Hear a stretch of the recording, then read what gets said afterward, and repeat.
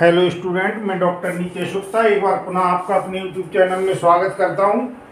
आज 11वीं क्लास का चैप्टर नंबर 3 जो है सरल रेखा में गति, motion in a straight line, उसे पढ़ा रहे हैं और ये उसका दूसरा लेक्चर है जिसमें मैं आपको बता रहा हूं चाल तथा वेग। चाल तथा वेग क्या है इसके बारे में 9th क्लास में आप थोड़ा सा पढ़ चुके हैं। एक बेसिक इसकी जो जानकारी है वो आपको है होनी चाहिए।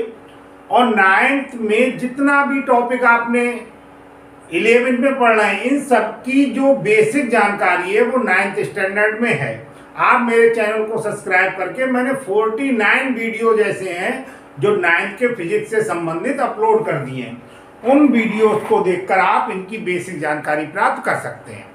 और इससे पहला जो टॉपिक है एक विमीय, द्विविमीय तथा त्रिविमीय गति, उसे समझने के लिए आप डिस्क्रिप्शन में जो लिंक दिया है उसके द्वारा उसे पढ़ सकते हैं, जान सकते हैं, उसकी जानकारी प्राप्त कर सकते हैं। मैंने उसे एक्सपेरिमेंटली भी समझाने का प्रयास किया है कि एक विमीय, द्विविमीय तथा त्रिविमीय गति क्या होती। अब चाल तथा वेग सबसे पहले हम आ रहे हैं। देखिए, इसमें से चाल और वेग के बारे में आपने पढ़ा हुआ है। जनरल जानकारी आपको ये है, चाल बराबर क्या होता है, दूरी बटे समय होता है। वेग बराबर क्या होता है, विस्थापन बटे समय होता है। चूंकि दूरी अदिश राशि और विस्थापन सदिश राशि है, इसी वजह से जो चाल है, चाल आपकी अदिश राशि है और जो वेग है वो कैसी है, सदिश राशि है। चाल या स्पीड हमारी स्केलर क्वांटिटी है और वेलोसिटी जो है, वेलोसिटी है वेक्टर क्वांटिटी। तो देखिए, सबसे पहले हम पहला जो टॉपिक है चाल पर आ रहे हैं। स्पीड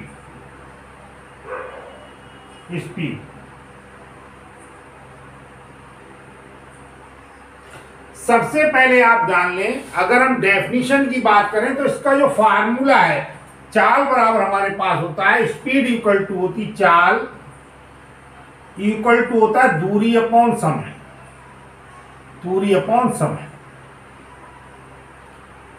अगर हम समय का मान 1 ले लें, है ना, समय का मान 1 ले लें, एकांक ले लें, तो एकांक समय में चली गई जो दूरी है उसी को हम क्या कहते हैं, चाल कहते हैं।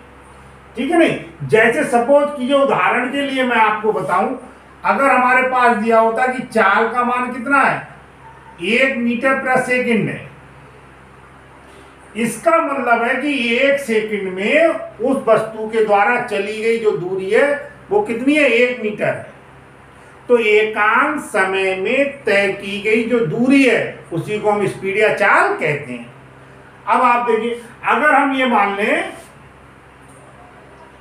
स्मॉल टी समय में चली गई दूरी कितनी हो, एस हो, तो चाल v बराबर हो जाएगा एस अपॉन टी।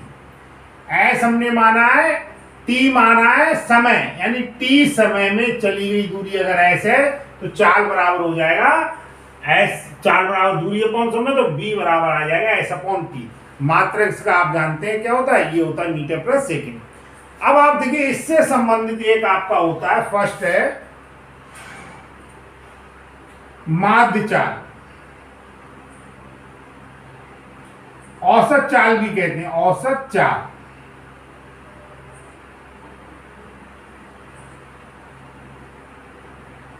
इसे अगर हम लिखना चाहें तो इसे हम बोल सकते हैं, ये आपका कहलाता है एवरेज स्पीड। क्या होती है, एवरेज स्पीड। देखिए, जब वस्तु गतिमान होती है तो गतिमान वस्तु जो है वो आवश्यक नहीं है कि वो एक समान चाल से ही चल रही हो, यानी एक समान चाल से चल रही हो। कहने का मेरा पर्पज ये है कि ये आवश्यक नहीं है कि समान समय अंतराल में वस्तु के द्वारा चली गई जो दूरी है वो हमेशा क्या हो, एक समान हो। ऐसा भी हो सकता है कि एक समान समय अंतराल में उसके द्वारा चली गई दूरी कैसी हो, अलग अलग हो। सपोज कीजिए, मैं एग्जाम्पल के द्वारा आपको बता रहा हूं, प्रयास कर रहा हूं बताने का। देखिए, 1 सेकंड में 1 सेकंड ऐसे लिख दे रहा हूं, फिर 1 सेकंड, फिर 1 सेकंड, फिर 1 सेकंड। हो सकता है यहां पर 2 मीटर दूरी तय की हो, यहां पर 3 मीटर दूरी तय की हो, यहाँ पर फिर 2 मीटर दूरी तय की हो, यहाँ पर कितनी हो 5 मीटर दूरी तय की हो, यानी पहले सेकंड में 2 मीटर दूरी तय की हो, अगले 1 सेकंड में 3 मीटर दूरी तय की हो, उससे अगले 1 सेकंड में 2 मीटर दूरी तय की हो, और उससे अगले 1 सेकंड में कितनी दूरी तय की हो 5 मीटर दूरी तय की हो।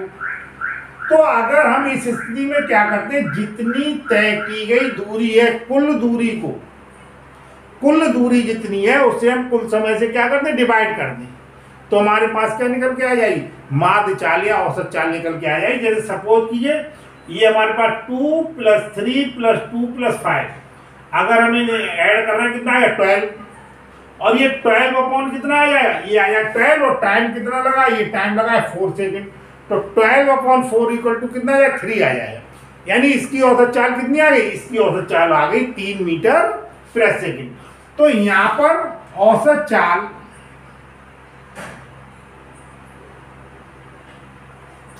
एवरेज स्पीड बराबर होता है टोटल डिस्टेंस यानी कुल दूरी अपॉन होता है कुल समय। इसे हम रिप्रेजेंट कर देते हैं V बार बराबर होता है ΔS/ΔT। यदि ΔT समय में वस्तु के द्वारा तय की गई कुल दूरी ΔS हो तो इसकी औसत चाल V बार लगा देते हैं, औसत के लिए लगाते हैं, माध्य के लिए लगाते हैं, तो ये हमारे पास आ जाएगी ΔS/ΔT। यदि ΔT समय अंतराल में कुल समय ΔT में तय की गई दूरी कुल दूरी का मान कितना हो ΔS हो, तो V बार बराबर आ जाएगा हमारे पास ΔS/ΔT। अब जरा सेकंड पर थोड़ा ध्यान दें, इसे गंभीरता से लें। तात्क्षणिक, हिंदी में थोड़ा सा तात्कालिक भी कहते हैं, तात्क्षणिक चाल, इंस्टेंटेनियस में इंग्लिश भी, जितने भी टर्म है सभी के लिए इसे हम क्या कहेंगे, एवरेज कहेंगे, एवरेज स्पीड। जितने भी टर्म है टेक्निकल टर्म है उन सभी की इंग्लिश आपको पता होना जरूरी है, क्योंकि बिना उसके आगे क्लासेज में आपको समस्या आएगी। जो बुक्स मिलेंगी, जितनी बुक्स आपको फिजिक्स में आगे प्राप्त होंगी अच्छे स्टैंडर्ड की, वो सभी क्या होंगी, इंग्लिश माध्यम में ही होंगी। तो इसलिए तात्क्षणिक चाल, तात्कालिक चाल भी कहते, इंस्टेंटेनियस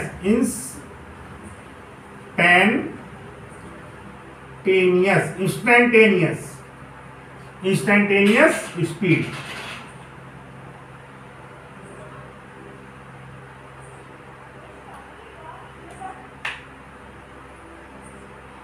देखिए समझने का मैं आपको बाई एग्जाम्पल थोड़ा प्रयास कर रहा हूं। जैसे मान लीजिए इसी की हम बात कर रहे हैं, अगर आप ये मान लीजिए अगर हम औसत चाल देखें तो औसत चाल जब हम निकाल रहे थे तो वो औसत चाल जैसे मान लें ये पॉइंट हमारे पास A था और ये पॉइंट क्या था B था।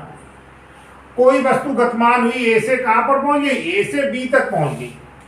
तो A से B तक जब वस्तु कोई पहुंच रही है तो अगर हम औसत चाल की बात करें तो ये जो एवरेज स्पीड है वो ना तो A पर है और ना का है B पर है।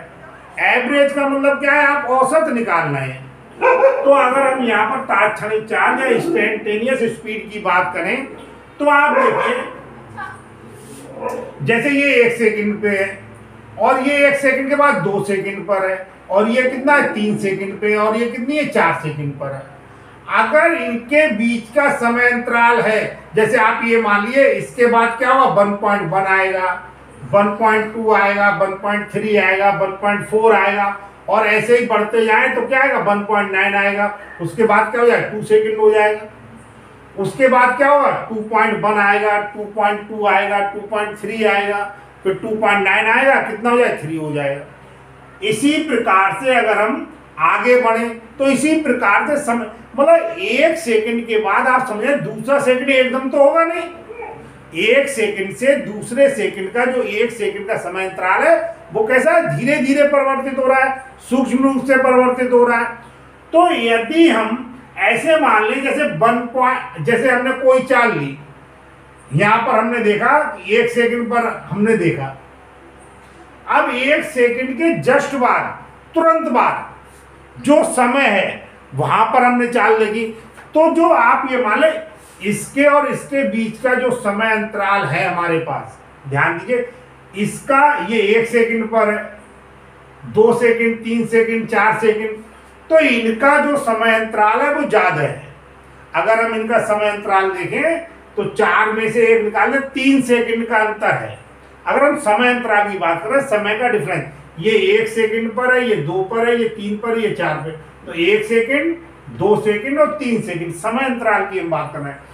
तो ये जो समय अंतराल है डेल्टा टी, डेल्टा टी का मान क्या हो, बहुत ही सूक्ष्म, अति सूक्ष्म, जिसे हम बोलते हैं कैलकुलस की उसमें डेफिनेशन में या परिभाषा में, मैथमेटिक्स के अकॉर्डिंग हम बोलते हैं डेल्टा टी टेंड्स टू 0। यदि डेल्टा टी टेंड्स टू 0 यानी डेल्टा टी जो समय अंतराल है उसका मान क्या है, 0 की ओर अग्रसर है।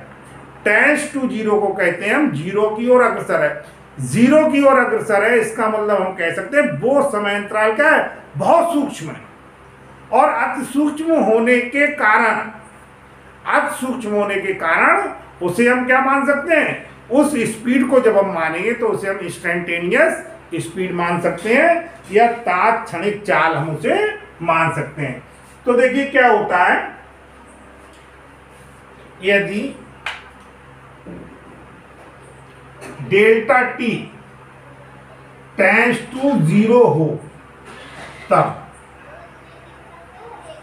ये जो स्पीड है, इस स्पीड को हम क्या लिख सकते हैं, इस स्पीड को हम लिख सकते हैं v इक्वल टू,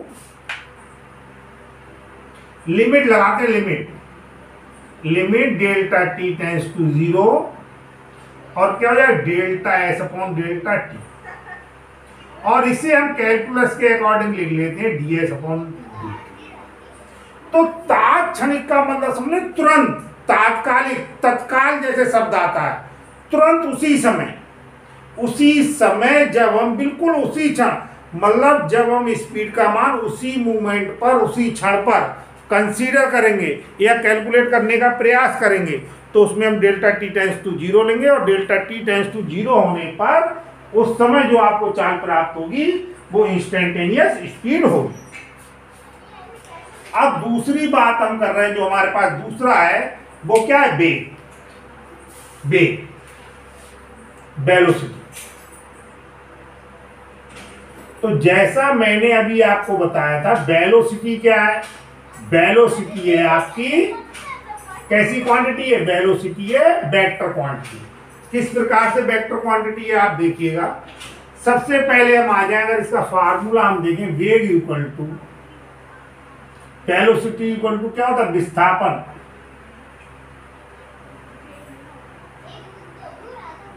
अपॉन समय। विस्थापन अपॉन समय। अभी मैं दूरी और समय का आपको एक उदाहरण बता दूं, हालांकि बहुत आसान सी चीज है, लेकिन जनरली कभी कभी माइंड से स्लिप हो जाती है, आप लोग नहीं ध्यान देते हैं। कई कारण ऐसे रहते हैं, मान लीजिए 9th में आपने बहुत ज़्यादा ध्यान नहीं दिया है पढ़ाई पर, केवल वो चीज़ें क्या की याद कर ली हैं, समझने का प्रयास नहीं किया है।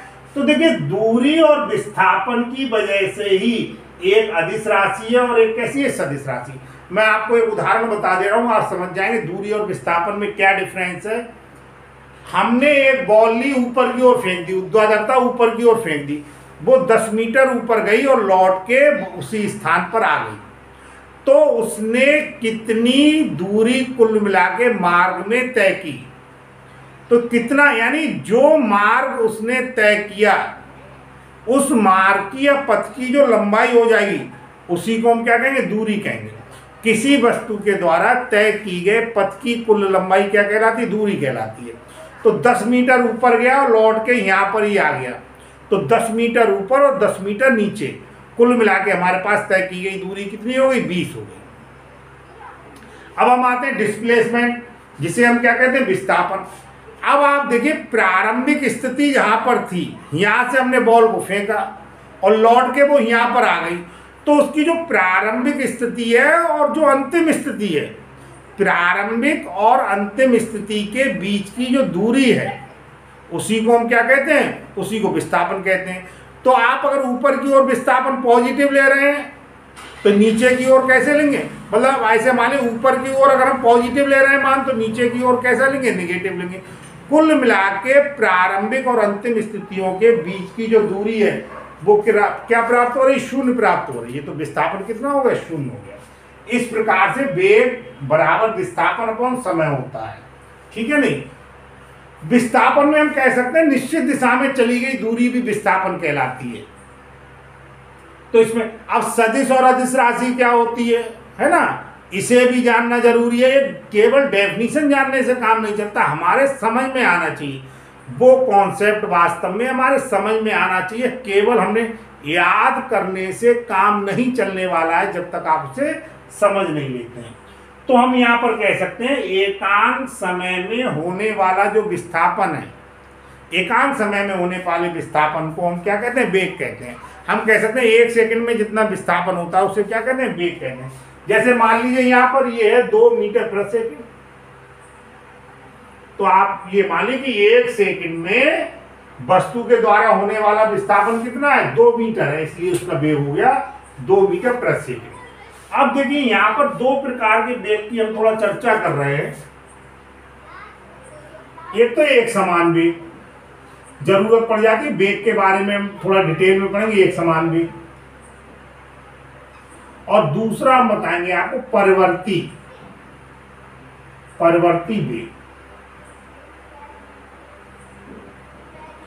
एक समान वेग समझिए, एक समान यूनिफॉर्म वेलोसिटी क्या, अगर समान समय अंतराल में किसी वस्तु के द्वारा तय किया गया या होने वाला जो विस्थापन है वो कितना समान हो, समान समय अंतराल में वस्तु के द्वारा तय किया गया विस्थापन अगर समान है तो उस समय उसका वेग क्या होगा, उस समय उसका वेग होगा एक समान वेग।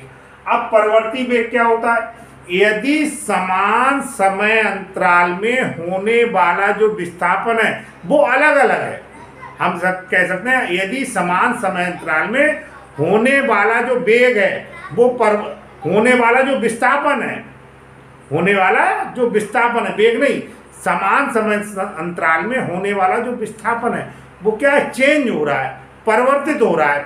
तो इस समय उसका जो वेग होगा वो कैसा कहलाएगा, परिवर्ती वेग कहलाएगा। अब परिवर्ती वेग जरा ध्यान दीजिए, 3 कारण हो सकते हैं इसके।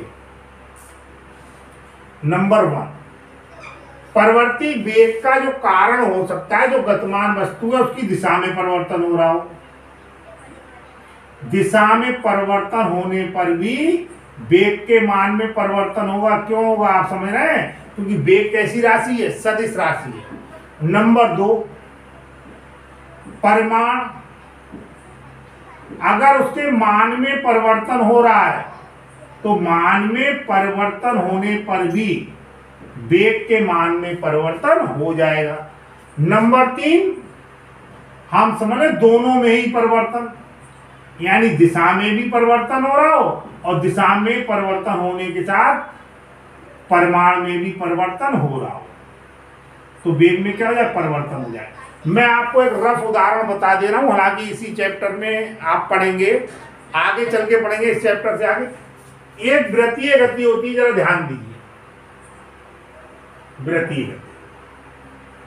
आप कोई कण वृत्तीय गति कर रहा है तो उसकी डायरेक्शन यहां पर क्या है, इसका आप मान ले, इसका जो चाल है या वेग हम कहते हैं, चाल मानिए, चलिए वेग ये 5 मीटर प्रति सेकंड है, थोड़ा शॉर्ट में समझ लें। अब ये यहाँ पर जो वृत्त की पोजीशन है, वृत्तीय मार्ग की पोजीशन है, उस पर अगर हम स्पर्श रेखा खींच दें तो वेग की डायरेक्शन पता चल जाएगी। तो जब ये गतिमान है, इस प्रकार से गति कर रहा है, तो इसका जो वेग है वो 5 मीटर प्रति सेकंड ही है। प्रत्येक पोजीशन में वृत्तीय मार्ग के इसका वेग 5 मीटर प्रति सेकंड है, लेकिन इसकी डायरेक्शन चेंज हो रही है, और इसकी डायरेक्शन चेंज होने के कारण यहाँ पर वेग में परिवर्तन हो जाएगा। तो वेग में परिवर्तन होने के क्या क्या कारण है मैंने आपको बताया। एक समान वृत्तीय गति को आगे चल के आप डिटेल में पढ़ेंगे। अब आता है औसत वेग। देखिए ये तो प्रकार हो गए, पहला है औसत वेग। माध्य वेग भी कह सकते हैं, औसत वेग।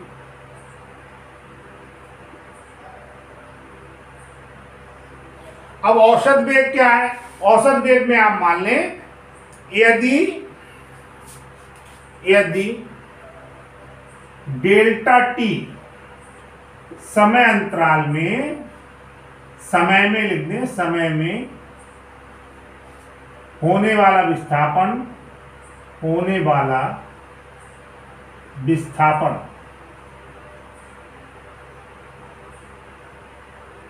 डेल्टा एस हो, तब यदि डेल्टा टी समय में होने वाला विस्थापन डेल्टा एस हो तब औसत वेग, तो बी छोटा सा एवरेज लिख रहे हैं, ए बी शॉर्ट में लिख दिया, एवरेज के लिए लिखा है, तो बी एवरेज। अगर हम लिखना चाहें तो यहां पर क्या कर सकते हैं, अगर हम लगाना चाहें तो ये कैसी वेक्टर क्वांटिटी है, रिप्रेजेंट कर दीजिए, वैसे कोई आवश्यकता नहीं है।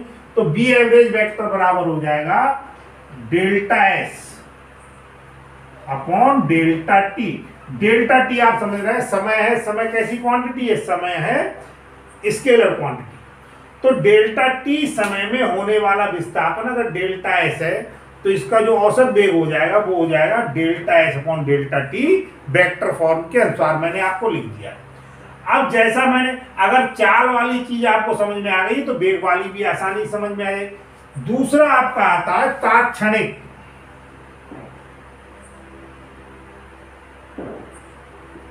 काफी कठिन नाम है इंग्लिश हिंदी में, इंस्टेंटेनियस वेलोसिटी। इंग्लिश मैंने एक स्थान पर लिख दिया इसलिए मैं नहीं बता रहा। अभी जैसा मैंने आपको बताया था डेल्टा टी जो समय अंतराल होता है, समय अंतराल का मान अति सूक्ष्म हो, क्या हो, अति सूक्ष्म हो, बहुत ही कम हो। तो डेल्टा टी जो समय अंतराल है, अगर जैसे मैं यहां पर डिटेल में बता चुका हूं आपको, डेल्टा टी टेंड्स टू 0 की कंडीशन में जो आपकी वेलोसिटी निकल के आती है वो कैसी आती है, वो आती है इंस्टेंटेनियस वेलोसिटी। आप ऐसे मान सकते हैं, किसी चीज को मैं आपको बताने का प्रयास कर रहा हूं, किसी चीज को हम तुरंत ऑब्जर्व कर रहे हैं, उसी क्षण ऑब्जर्व कर रहे हैं, तत्काल ऑब्जर्व कर रहे हैं, तो उस समय हम क्या कहेंगे, उसे हम तात्क्षणिक, क्षण से बनाए, मूवमेंट से बनाए। तो उसी समय जस्ट उसी मूवमेंट पर जब हम वेलोसिटी को एक प्रकार से कैलकुलेट करते हैं, ऑब्जर्व करते हैं, तो उस समय जो हमारी वेलोसिटी कहलाती है वो क्या कहलाती है, वो कहलाती है इंस्टेंटेनियस वेलोसिटी। तो देखिए, यदि वही लिखेंगे हम, यदि डेल्टा टी समय अंतराल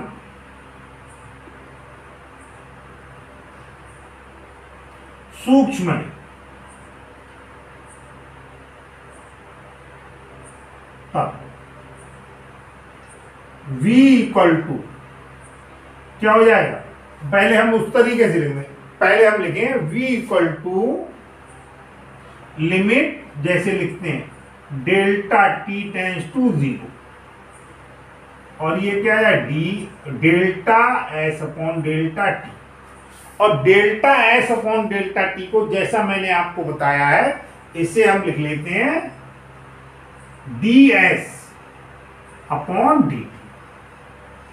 अगर तात्क्षणिक वेग का मैं आपको एक और उदाहरण बता रहा हूं, जैसे आप थोड़ा समझे, जैसे स्विच है, किसी हम बल्ब को शुरू करना चाह रहे हैं, तो जस्ट जैसे ही आप स्विच को ऑन करते हैं, मान लीजिए यहां पर लगा हुआ है स्विच यहां पर, और कोई बल्ब 100 मीटर की दूरी पर है, तो जैसे ही आप उसे लाइट के स्विच को ऑन करते हैं, उतनी 100 मीटर की दूरी हो, 1 किलोमीटर की दूरी हो, 1000 किलोमीटर की दूरी हो, वो जस्ट तुरंत यानी तत्काल उसी समय वो करंट फ्लो होगा और वो लाइट क्या हो जाएगी, ग्लो हो जाएगी, जल जाएगी।